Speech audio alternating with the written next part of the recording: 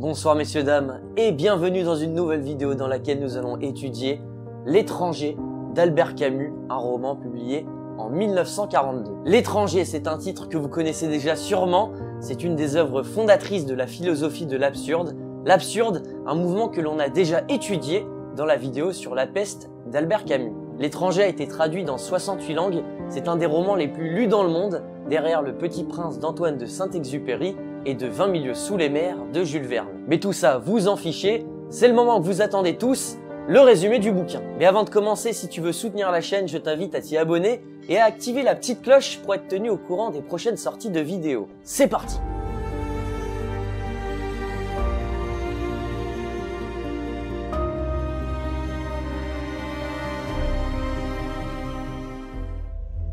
Le roman commence par cette phrase. Aujourd'hui, maman est morte. Ou peut-être hier. Je ne sais pas. Ce n'est pas pour rien que cet incipit est un des plus célèbres de la littérature française. Dès le début, le narrateur semble détaché de tout, même de la gravité des événements. Sa mère qui meurt, on dirait qu'il n'en a vraiment plus rien à foutre. Donc l'histoire débute avec Meursault, le narrateur, qui reçoit un télégramme annonçant la mort de sa mère, qui vivait dans un asile à Marengo. Il demande un congé à son patron, prend l'autobus pour Marengo, près d'Alger, et arrive à l'asile où il rencontre le directeur et le concierge. Durant la veillée funèbre, Meursault est gêné par la présence des vieillards et se concentre sur des détails matériels comme la lumière des ampoules ou la chaleur. Le lendemain, l'enterrement a lieu sous un soleil accablant. Meursault est plus préoccupé par la chaleur et la fatigue que par le deuil. Puis il rentre à Alger, soulagé que tout soit terminé. Le lendemain de l'enterrement, Meursault se réveille dans son appartement. Il décide de passer son dimanche à la plage. En descendant de son appartement, il rencontre Marie Cardona, une ancienne collègue. Ils passent la journée ensemble, se baignent et flânent dans les rues. Le soir, ils vont voir un film comique de Fernandel, puis rentrent chez Meursault où ils passent la nuit ensemble. Meursault ne montre aucun signe de tristesse ou de réflexion sur la mort de sa mère et semble vivre dans l'instant, sans attachement émotionnel. Lundi, Meursault reprend sa routine de travail. Son patron, qui l'accueille sans grand enthousiasme, ne semble pas affecté par son absence. Meursault retrouve ses collègues avec indifférence. Après le travail, il observe les gens depuis son balcon. Il rencontre Raymond Sintès, un voisin qui est soupçonné d'être un proxénète. Raymond lui confie qu'il a des problèmes avec sa maîtresse, qu'il soupçonne de le tromper. Il demande à Meursault de rédiger une lettre pour manipuler cette femme afin de l'humilier et de la ramener. Meursault accepte sans réfléchir, sans montrer de réticence morale. Le week-end suivant, Raymond met son plan à exécution et frappe sa maîtresse lorsqu'elle revient vers lui. La police intervient, mais Raymond s'en sort avec un simple avertissement. Le soir, Raymond demande à Meursault de témoigner en sa faveur, ce qu'il accepte. Marie et Meursault discutent de leur relation et lui demandent s'il l'aime. Meursault répond que cela n'a pas d'importance, mais qu'il ne pense pas l'aimer. Marie lui propose de se marier et Meursault, fidèle à son caractère, dit que cela lui est égal, mais qu'il accepte si cela la rend heureuse. Un jour, le patron de Meursault lui propose un poste à Paris. Meursault refuse, affirmant que cela ne changerait rien pour lui. Sa vie à Alger lui convient, sans qu'il ait besoin de justifier son choix. Salamano, un autre voisin de Meursault, perd son chien, qu'il maltraitait régulièrement. Salamano est désespéré par cette perte et confie à Meursault qu'il s'est habitué à la présence du chien, malgré les apparences. Meursault écoute sans juger et propose d'aider Salamano à chercher le chien, mais sans grand enthousiasme. Ensuite, Raymond invite Meursault et Marie à passer un dimanche chez un de ses amis, un dénommé Masson, qui a une maison au bord de la plage. Sur le chemin, ils croisent deux Arabes, dont l'un est le frère de la maîtresse de Raymond.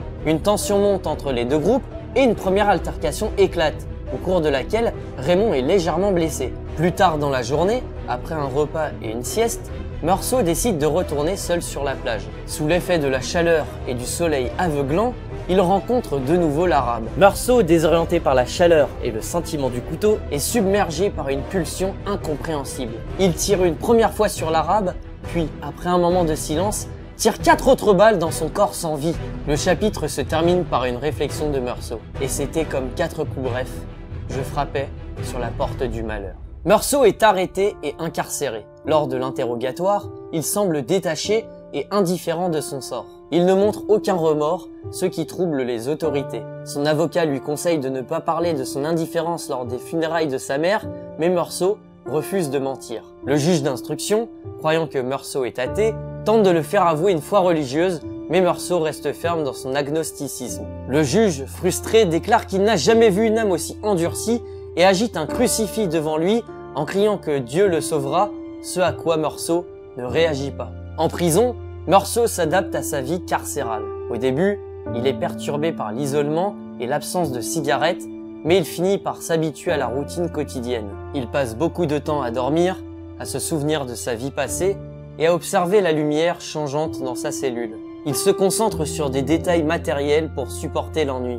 Il commence à perdre la notion du temps et se rend compte qu'il a appris à se détacher de ses désirs, vivant dans un état d'acceptation passive de sa situation. Le procès de Meursault commence. Le tribunal se focalise davantage sur la personnalité et le comportement de Meursault que sur le crime lui-même. Les témoins, notamment le directeur de l'asile, le concierge et Marie, sont appelés à la barre. Le procureur insiste sur l'indifférence de Meursault lors des funérailles de sa mère comme preuve de son manque de moralité. Il présente Meursault comme un homme insensible et relie cet état d'esprit à son acte de meurtre. La défense de Meursault, centrée sur la spontanéité de l'acte et l'absence de préméditation, est affaiblie par son refus de jouer le jeu des émotions. L'avocat de Meursault tente de défendre son client en soulignant que le crime n'était pas prémédité et qu'il a été commis sous l'influence de la chaleur et des circonstances. Cependant, le témoignage des témoins et surtout l'indifférence affichée par Meursault tout au long du procès compromettent sa défense. Le procureur présente Meursault comme un homme moralement corrompu, un monstre qui menace l'ordre social. La salle du tribunal est captivée par le spectacle de ce procès qui devient plus un jugement de la personnalité de Meursault que de son acte. Le verdict tombe. Meursault est condamné à mort par la guillotine. Il écoute le jugement avec une étrange sérénité, presque détaché de sa propre condamnation. Dans sa cellule, il réfléchit à la mort, à sa propre existence et à la futilité de sa situation. Il pense au fait que la mort est inévitable et que finalement, cela n'a pas d'importance quand ou comment elle arrive. Il reçoit la visite de l'aumônier qui tente de le convaincre de se tourner vers Dieu pour trouver la rédemption. Meursault rejette avec véhémence cette idée, affirmant qu'il ne croit pas en Dieu et qu'il préfère accepter la vie telle qu'elle est, sans illusion. Dans le dernier chapitre, Meursault atteint une sorte de compréhension et d'acceptation de l'absurdité de la vie. Il se révolte contre l'idée d'une justice ou d'une morale supérieure, affirmant que tout est vain, car la mort rend toute chose insignifiante.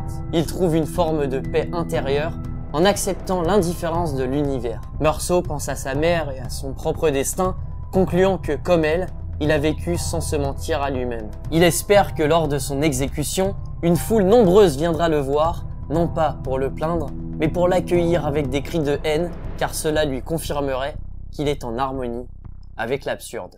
Et c'est comme ça que se termine cette histoire. L'Étranger de Camus est une des œuvres emblématiques du XXe siècle et constitue un point central de la philosophie de l'absurde d'Albert Camus. Le roman met en scène un personnage, Meursault, dont l'indifférence au monde qui l'entoure et le rejet des conventions sociales illustrent la vision camusienne de l'absurde. La confrontation entre la quête de sens de l'homme et l'indifférence de l'univers. Meursault, le protagoniste du roman, est dépourvu d'émotions apparentes, vit dans l'instant présent et ne cherche pas à justifier ou expliquer ses actions. Dès le début du roman, son détachement émotionnel se manifeste lors de la mort de sa mère. Son comportement, jugé insensible par les autres personnages et par la société, le marginalise et en fait un étranger, non seulement aux yeux des autres, mais aussi à ses propres yeux. Meursault refuse de se conformer aux attentes sociales, que ce soit en simulant le deuil de sa mère, en acceptant une promotion ou en feignant des émotions qu'il ne ressent pas. Il est en cela l'incarnation de l'homme absurde camusien, celui qui refuse de mentir à lui-même ou aux autres,